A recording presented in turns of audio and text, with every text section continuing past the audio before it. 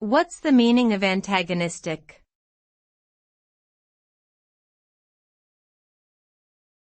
Antagonistic.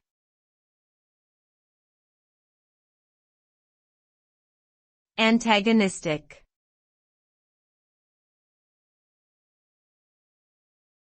Antagonistic.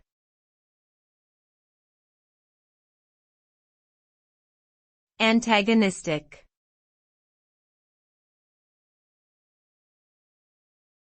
Antagonistic.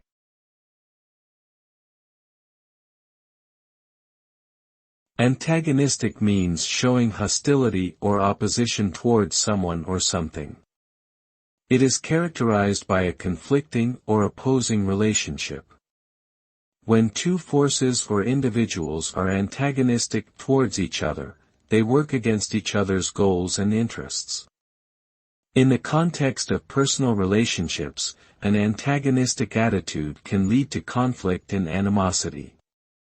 On a larger scale, antagonistic relations between nations or groups can result in wars and other forms of violence.